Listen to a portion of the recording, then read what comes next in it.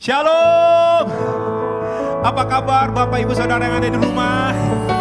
Tuhan baik, katakan amin. Tuhan dahsyat, katakan amin. Mari kita berdoa Bapak Saudara. Bapak, kami mengucap syukur untuk pagi hari ini. Kau sungguh baik bagi kami. Kami ada hari ini semua karena anugerah Tuhan, semua karena kasih karunia Tuhan. Kami dilindungi oleh Tuhan. Kami dijagai oleh Tuhan, kami diberkati oleh Tuhan. Roh, jiwa, dan tubuh kami baik, sempurna adanya oleh karena pemeliharaan Tuhan. Dan hari ini kami mau meninggikan Tuhan, Raja di atas segala raja. Tuhan yang dahsyat, Tuhan yang luar biasa, Tuhan yang ajaib. Haleluya. Terpujilah nama Tuhan. Di dalam nama Tuhan Yesus Kristus, yang percaya sama-sama kita katakan amin.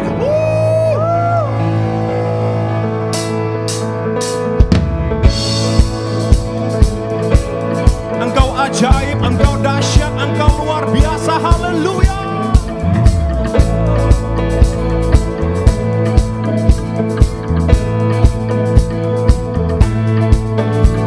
Sebelum dunia ini ada, kuasa-Mu telah terbentang. Sepanjang sejarah manusia, tak ada yang sanggup menyangkali. Kau Alfa Omega, Tuhanku luar biasa. Perbuatan-Mu heran, dulu sekarang selamanya. Lakukanlah lagi keajaiban dalam nama-Mu Tuhan. Nyatakanlah lagi kemuliaan-Mu atas hidupku. Hidupku penuh mujizat. Haleluya. Sebelum dunia ini ada, kuasa-Mu telah terbentang. Sepanjang sejarah manusia, tak ada yang sanggup menyangkali. Kau Alfa Omega, Tuhanku luar biasa.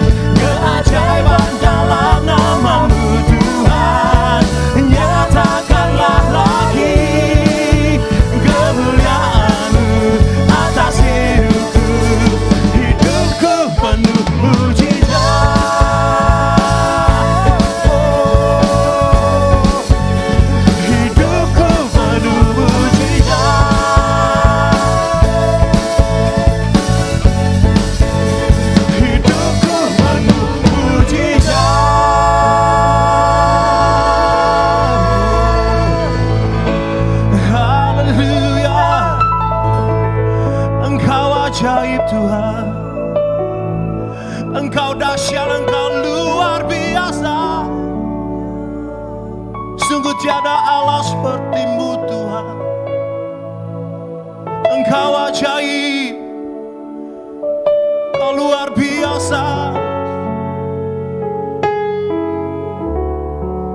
Kau yang kami sembah, kami tinggikan Raja. Kekuatan kami, penebus kami.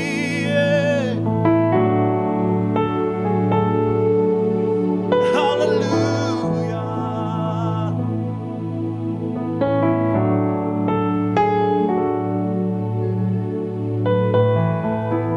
Kami percaya Tuhan, sampai hari ini Engkau akan melakukan mujizat atas setiap kami. Aku percaya mujizat-Mu bekerja atas setiap kami yang ada di rumah, di tempat ini Tuhan. Roh Kudus, Engkau bekerja luar biasa, kuasa-Mu Engkau nyatakan atas setiap jemaat-Mu Tuhan. Mengalir kuasa Roh Kudus, menjamah. Oh, Yesus kami tinggikan, Yesus penuh kuasa.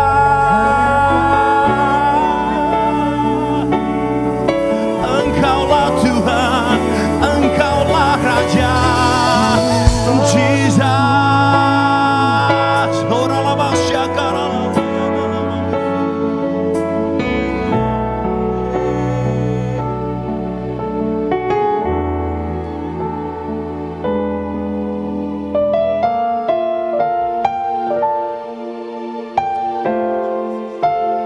Terima kasih Tuhan.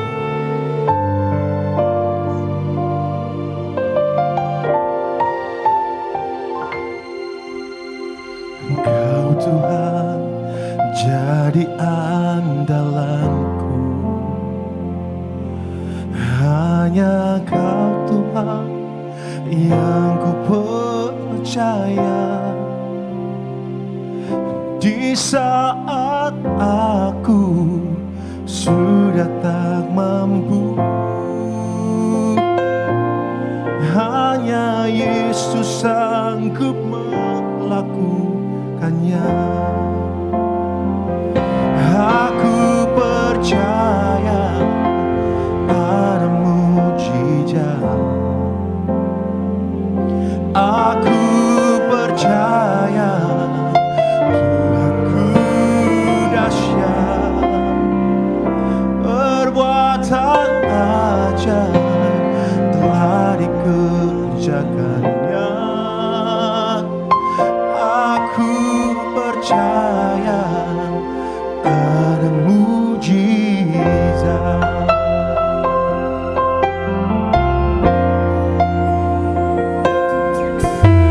Engkau Tuhan jadi andalanku, hanya Kau Tuhan yang ku percaya. Di saat aku sudah tak mampu, hanya Yesus sanggup melakukannya. Aku percaya ada mujizat. Aku percaya Tuhanku dahsyat, perbuatan ajaib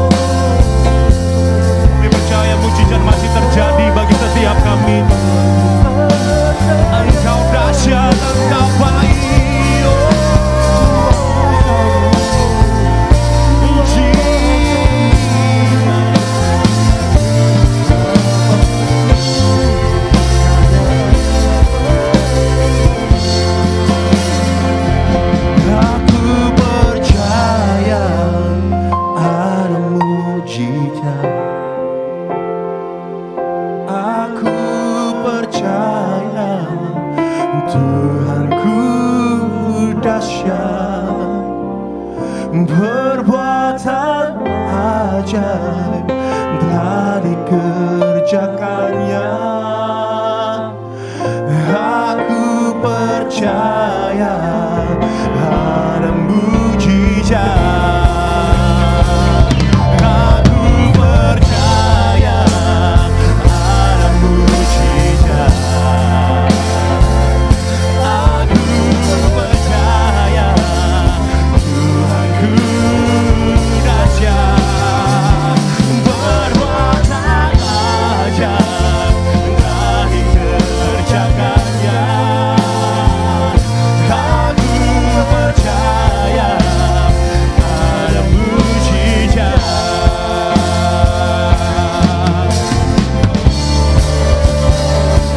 Aku percaya ada mujizat. Kami percaya mujizatmu terjadi.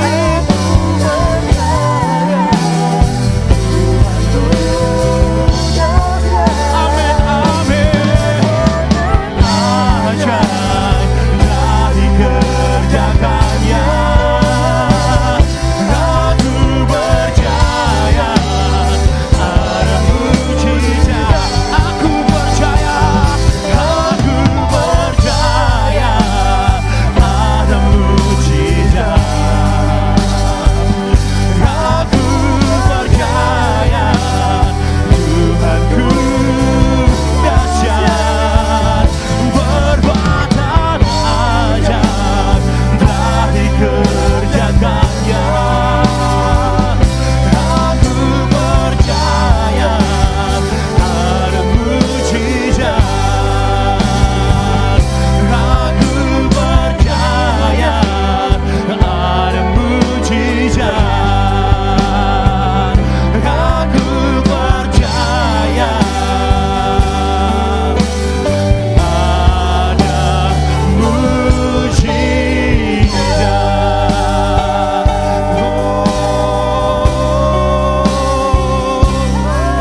Aku percaya, aku percaya. Mujizatmu nyata, haleluya.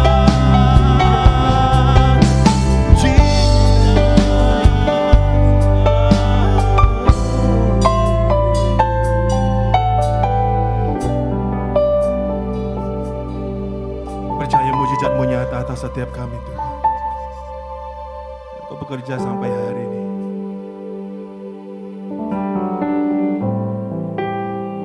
Kuasamu akan Kau nyatakan Tuhan atas jemaat-Mu. Sebab Engkau Allah yang hidup. Sebab Engkau Allah yang hidup. Engkau Allah yang hidup Tuhan.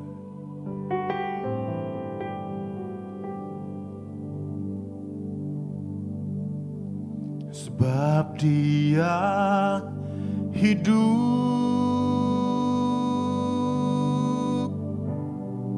ada hari esok. Sebab Dia hidup,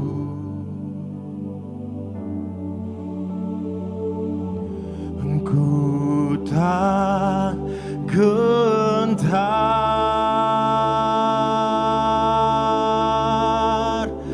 karena ku tahu Dia pegang hari esok.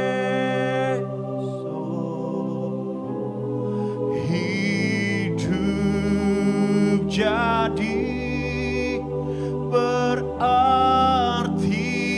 sebab Dia hidup.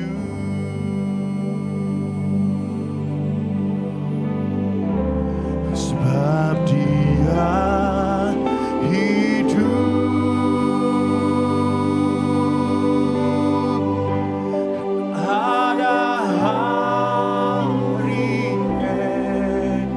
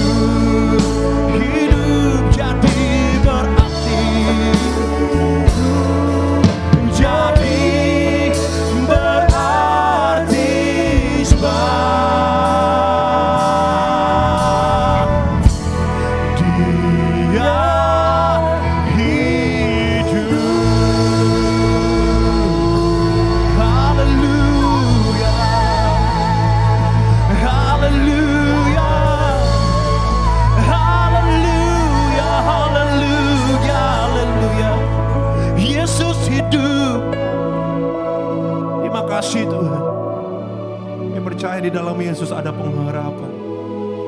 Dan pengharapan yang tidak pernah mengecewakan setiap kami. Oleh sebab itu Tuhan, di hari-hari yang sulit ini Tuhan, kami selalu berharap kepada Tuhan yang luar biasa. Hari ini kami mau mendengarkan firman Tuhan. Firman yang luar biasa yang akan memerdekakan kami Tuhan. Terpujilah nama Tuhan selama-lamanya. Di dalam nama Tuhan Yesus Kristus. Yang percaya sama-sama kita katakan, amin. Shalom Bapak Ibu, Jemaat GBI Sungai Yordan. Puji Tuhan kita ketemu lagi di hari ini dan saya percaya bahwa tidak ada yang kebetulan bahwa Tuhan ada di setiap musim kehidupan kita. Bahkan di tengah-tengah masa pandemi ini pun saya percaya Dia Immanuel, Dia yang tidak pernah meninggalkan saudara dan saya. Dan terima kasih untuk Bapak dan Ibu Gembala yang mengundang saya untuk menyampaikan firman Tuhan. Seluruh jemaat Tuhan, seluruh pekerja GBI Sungai Yordan, saya percaya kita akan diberkati oleh firman Tuhan di hari ini. Kita berdoa. Tuhan Yesus, kami percaya bahwa Engkaulah Tuhan dan Juru Selamat. Engkau hadir di tengah-tengah kami dan akan melakukan perkara-perkara besar, perkara-perkara ajaib yang belum pernah kami lihat dengan mata. Belum pernah timbul dalam hati disediakan Tuhan bagi kami. Dalam nama Yesus Tuhan, hamba berdoa haleluya. Ada yang hadir punya problem dengan bagian kanan bawahnya ini dan ketarik sampai di pinggang sebelah kanannya. Yang sakit hampir 3 bulan ini. Tuhan, aku katakan kesembuhan dan pemulihan. Aku katakan bilur-bilur Yesus menyembuhkan. Dan aku katakan dalam nama Yesus, Mazmur 107 ayat yang ke-20, disampaikannya firman, disembuhkannya ibu yang sakit. Aku katakan sembuh dalam nama Yesus. Sembuh dalam nama Yesus. Aku lepaskan kekuatan yang baru dan pemulihan terjadi dalam nama Yesus. Ada yang punya problem dengan migrain, yang sakit bahkan tidak bisa tidur pada waktu malam. Pemulihan kesembuhan Tuhan berikan saat ini. Terima kesembuhan ini. Terima kekuatan ini. Di dalam nama Yesus, aku lepaskan kuasa kesembuhan dan kuasa penciptaan oleh bilur-bilur Yesus, sembuh di dalam nama Yesus Tuhan. Haleluya. Amin, amin. Mari kita lihat firman Tuhan dalam Yesaya pasal 59 ayat yang ke-19. Yesaya pasal 59 ayat 19, firman Tuhan berkata, maka orang akan takut kepada nama Tuhan di tempat matahari terbenam dan kepada kemuliaannya di tempat matahari terbit. Sebab ia akan datang seperti arus dari tempat sempit yang didorong oleh nafas Tuhan.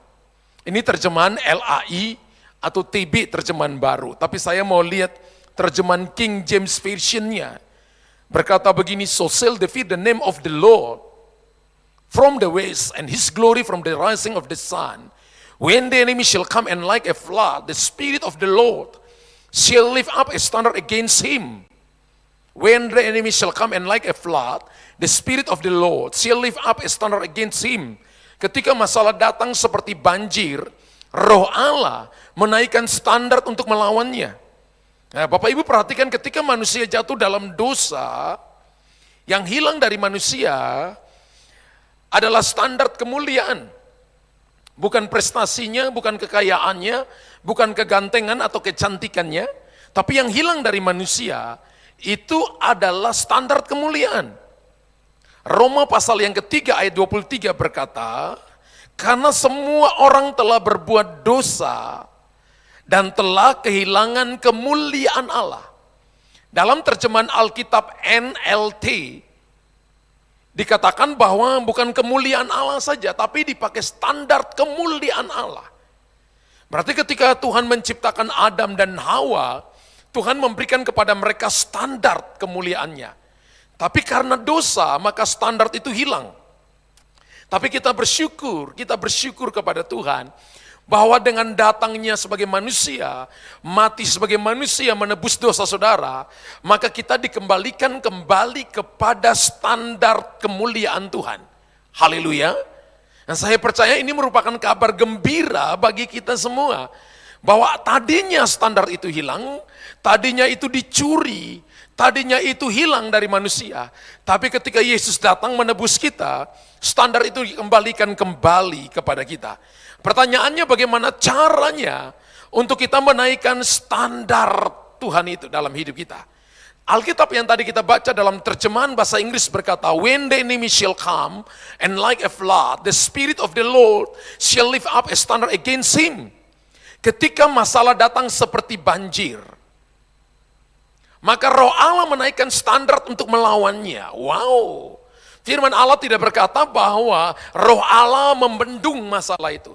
Roh Allah menahan masalah itu. Tidak ada ayatnya yang berkata seperti itu. Sebaliknya Alkitab berkata begini, ketika masalah, persoalan, masalah, ujian, pandemi datang seperti banjir, Roh Allah menaikkan standar untuk melawannya. Tema khotbah hari ini adalah raising the standard, menaikkan standar. Dan yang menaikkan standar yang pertama kali adalah Tuhan yang menaikkan standar melalui masalah. Firman Allah berkata ketika masalah datang seperti banjir, bukan banjir, tapi masalah datang seperti banjir, maka Roh Allah menaikkan standar. Berarti promosi, peninggian datang ketika masalah datang dalam hidup kita. Masalah datang bisa membuat seseorang menjadi dekat dengan Tuhan, atau semakin jauh dari Tuhan, tergantung bagaimana dia melihat masalah itu, dari sisi mana dia berdiri. Kalau dari sisi Tuhan dia berdiri, maka itu adalah promosi. Tapi kalau dari sisi dunia dia berdiri, maka itu bencana.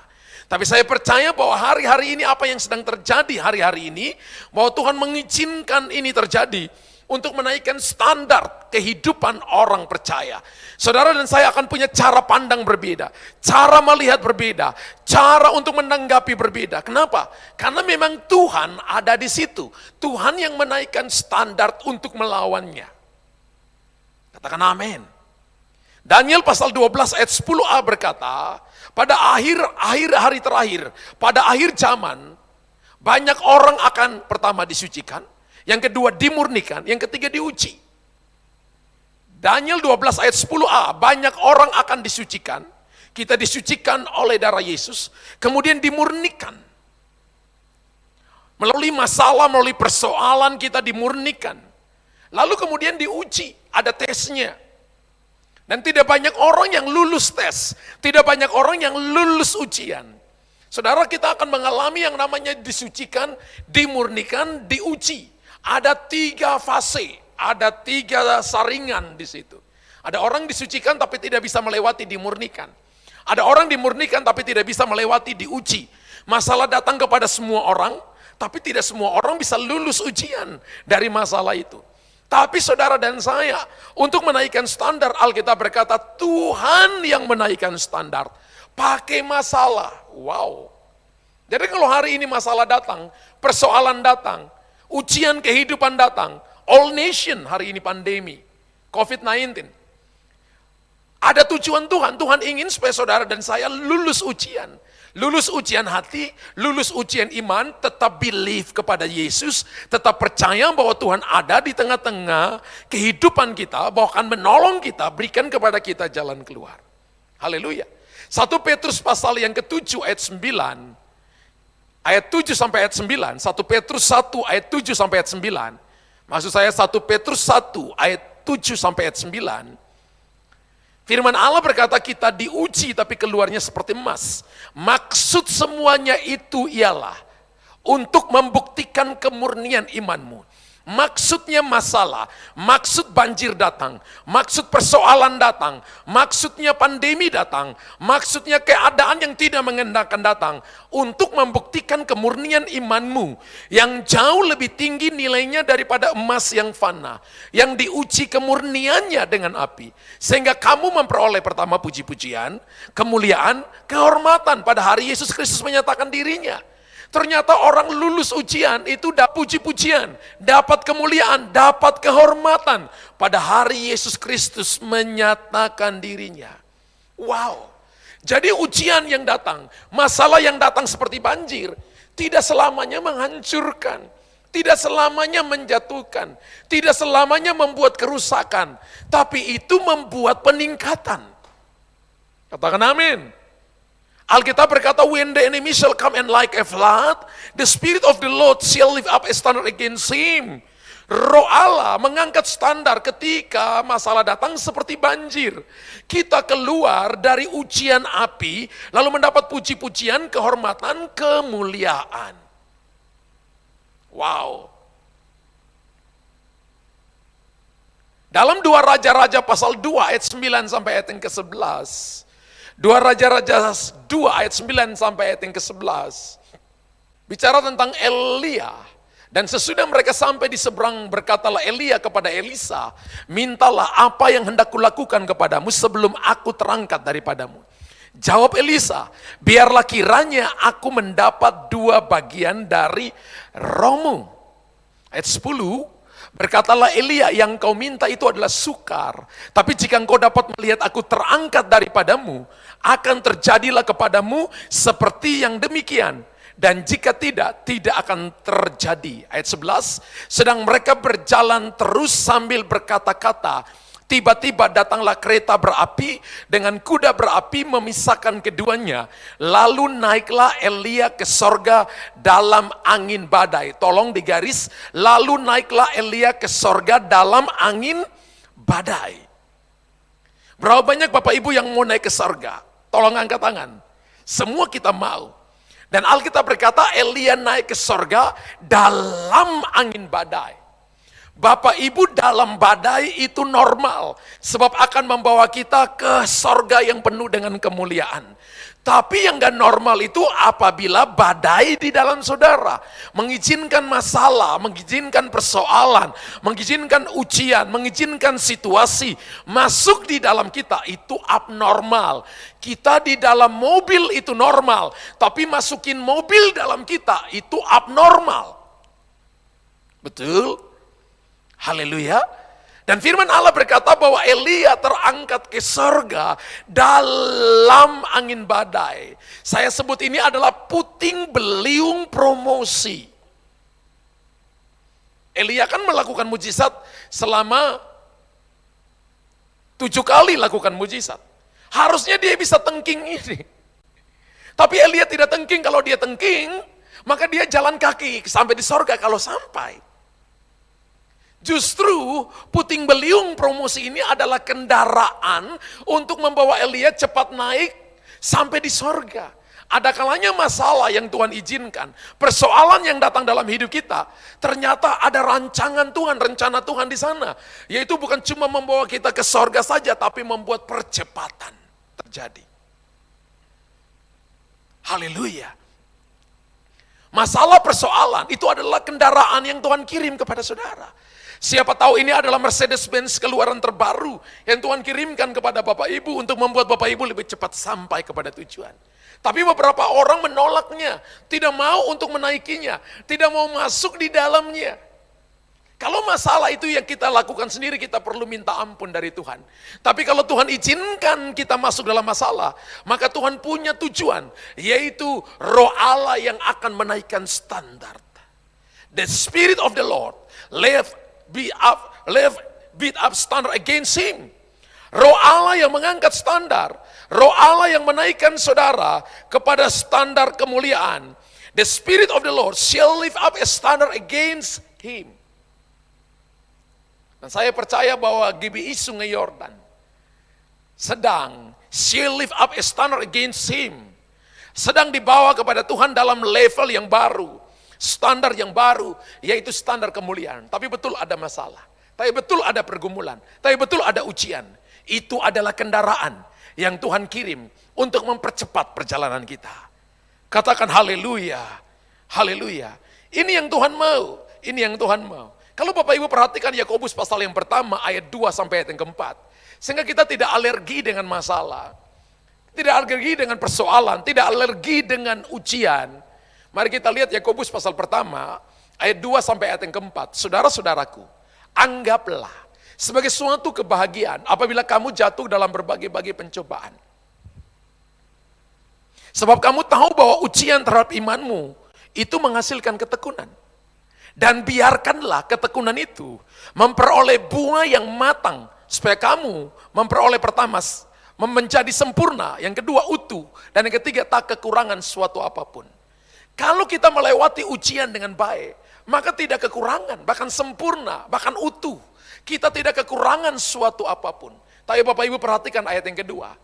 Ini sikap kita ketika kita menghadapi ujian. Kalau itu bukan karena kita yang buat masalah, tapi Tuhan izinkan datang, maka ini sikap kita. Anggap saja itu kebahagiaan kita. Coba garis kata itu. Anggaplah sebagai suatu kebahagiaan. Anggap itu sebagai kebahagiaan ketika kita jatuh dalam berbagai-bagai pencobaan. Wow, jatuh dalam pencobaan itu nggak enak.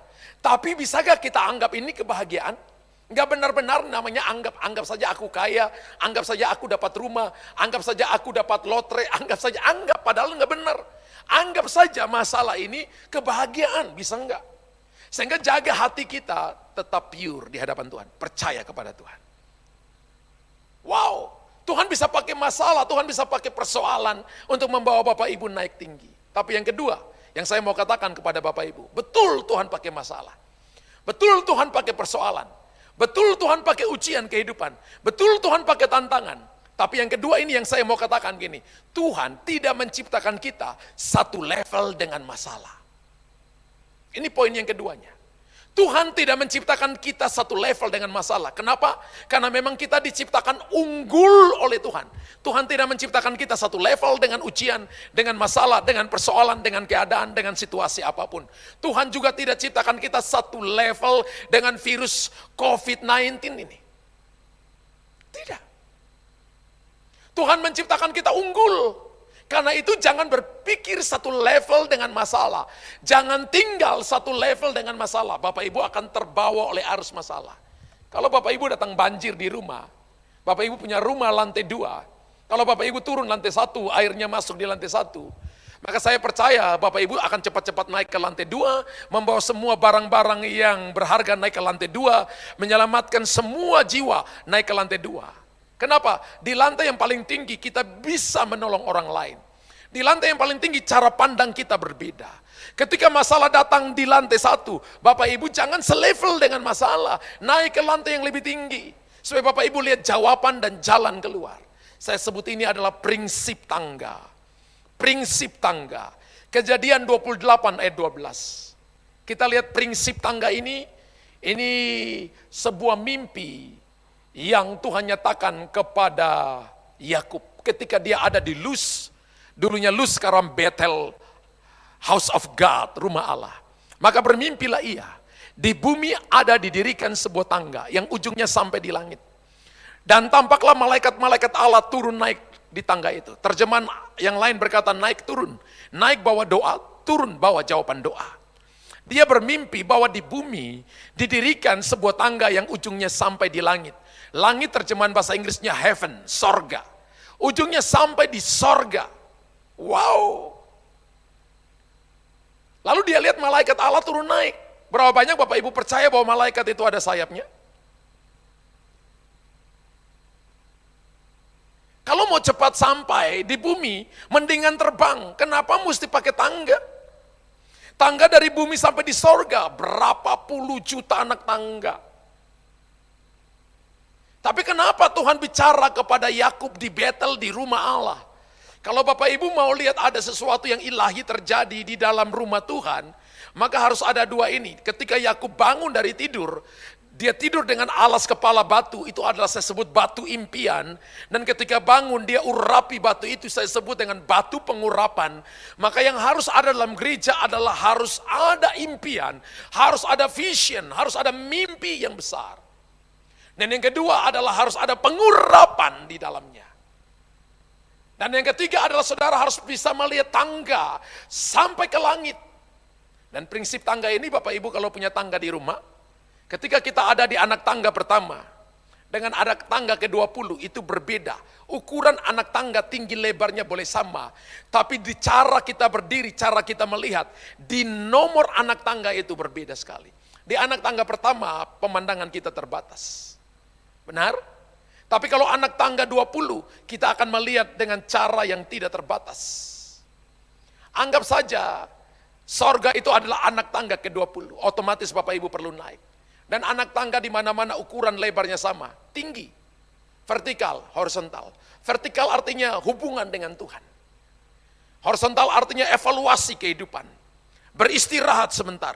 Ketika Bapak Ibu hubungan dengan Tuhan beres, evaluasi hidup terus, kemudian naik, Bapak Ibu akan sampai di sorga. Saya beritahukan kepada Bapak Ibu, masalah itu sudah seumur manusia. Masalah datang sudah seumur manusia. Tapi saudara dan saya harus menang atas masalah. Kita tidak ditentukan selevel dengan masalah. Alkitab berkata begini, bahwa Yakub melihat ada tangga yang turun dari sorga. Hubunganmu dengan Tuhan, evaluasi kehidupan, kalau cocok naik lagi. Kalau mau buat tambah ibadah 3 kali, persiapan, adakah pekerja, adakah orang yang bisa handle. Kalau mau buka cabang di luar, perusahaan di luar, adakah orang yang bisa saya percaya, itu datar. Kemudian tanya Tuhan lagi, lakukan lagi. Ketika Bapak Ibu lakukan ini, maka Bapak Ibu tidak selevel dengan masalah. Betul, semakin tinggi angin semakin kencang. Tapi kalau prinsipnya ketemu Tuhan, kemudian evaluasi, persiapan lebih dulu, maka Bapak Ibu lama-lama naik semakin tinggi. Itu yang disebut bahwa kita tidak diciptakan selevel dengan masalah. Apalagi berpikir selevel dengan masalah. Maka kita akan naik pada standar kemuliaan Tuhan. Hari ini saya percaya, Tuhan sedang melakukan perkara-perkara besar. Bahwa Tuhan izinkan masalah datang dalam kehidupan kita. Tuhan izinkan persoalan datang dalam kehidupan kita. Supaya saudara dan saya dibawa naik lebih tinggi. Tapi yang kedua, betul Tuhan pakai masalah. Betul Tuhan pakai persoalan. Tapi kita tidak selevel dengan masalah. Karena kita diciptakan unggul. Apalagi berpikir satu level dengan masalah. Banyak orang stres hari ini. Karena mencoba merubah masalah. Merubah situasi. Merubah orang lain. Berhenti. Biarkan Tuhan melakukan bagiannya Tuhan. Bapak Ibu lakukan bagian kita dengan merubah hati, merubah sikap hati kita, dan percaya bahwa Tuhan ada dalam setiap musim kehidupan. Pasti ada jalan keluar. Di tempat yang tinggi, cara pandang kita jauh akan melebihi cara pandang orang lain. Kita akan melihat melampaui cara pandang orang lain. Kita akan melihat, mendahului orang lain melihat, dan kita akan melihat apa yang tidak dapat dilihat oleh orang lain. Itu vision yang Tuhan berikan kepada saudara. Ketika Bapak Ibu lakukan ini, maka saya percaya perkara-perkara hebat, perkara-perkara ajaib akan Tuhan nyatakan dalam hidup kita. Bapa, hamba sudah selesai menyampaikan firman-Mu. Firman-Mu ya dan amin. Dan firman-Mu adalah pribadimu sendiri. Biarlah Engkau menjamah setiap hati. Memulihkan setiap hati. Beberapa daripada saudara sedang datang dalam pergumulan, dalam bisnis, dalam pekerjaan. Jangan taruh hidupmu selevel dengan masalah. Tapi naik kepada level yang lebih tinggi. Percayalah bahwa Tuhan ada di tempat yang tinggi. Beberapa saudara sedang bergumul dengan kesehatanmu. Percayalah bahwa Tuhan telah memberikan kepadamu kesehatan. Yeremia 33 ayat yang ketiga. Dia memberikan kesehatan, kesembuhan, kesejahteraan yang melimpah-limpah. Dia berikan kepada engkau. Engkau akan mengalami pertolongan, kekuatan, anugerah daripada Tuhan. Hamba berdoa memberkati GBI Sungai Yordan. Supaya jemaat ini adalah perlindunganmu. Memberkati Bapak Gembala, Ibu Gembala, para pekerja, seluruh jemaatmu adalah perlindungan Tuhan.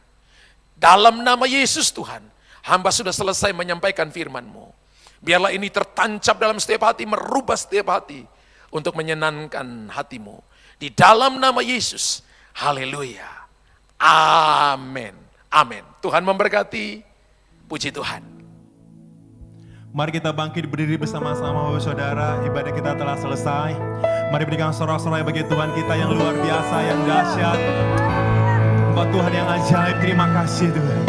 Engkau memberkati setiap kami. Engkau melindungi setiap kami Tuhan. The Lord bless you and keep you. Make His face shine upon you and be gracious to you. The Lord turn His face toward you and give you peace. Sing together. The Lord bless you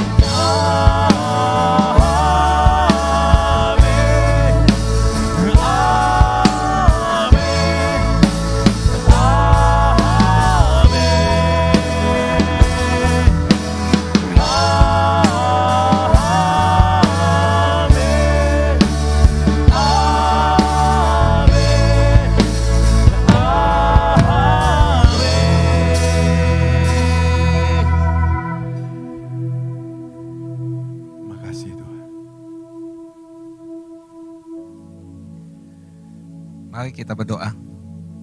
Bapa yang kami sembah di dalam nama Tuhan Yesus, terima kasih Tuhan buat ibadah online hari ini. Kami mengucap syukur untuk hadirat Tuhan yang ada di tengah-tengah kami, di rumah kami, dimanapun kami berada. Kami bersyukur untuk kebenaran firman Tuhan juga yang sudah disampaikan oleh hamba-Mu, Pendeta Luther Dias. Berkati beliau Tuhan dimanapun dia berada, biar kebenaran firman Tuhan yang ditabur menjadi rema, menjadi kekuatan bagi setiap kami. Terima kasih Tuhan, Bapak, Ibu, dan Saudara sekalian yang dikasihi Tuhan. Ibadah online kita hari ini sudah selesai. Mari angkatlah tangan kita dan terimalah berkat dari Tuhan kita Yesus. Firman Tuhan berkata, aku memberkati engkau dan melindungi engkau. Aku menyinari engkau dengan wajahku dan memberikan engkau kasih karuniaku. Aku menghadapkan wajahku kepadamu dan memberikan engkau damai sejahteraku. Damai sejahtera dari Allah Bapa, kasih setia daripada Tuhan Yesus Kristus, dan persekutuan yang manis dan indah dari Roh Kudus, yang terus menyertai kita saat ini dan sampai selama-lamanya. Terimalah berkat ini dengan sepenuhnya, dan teruslah menjadi berkat dimanapun kita berada. Semua yang sudah terima berkat dan mau menjadi berkat kita katakan, amin.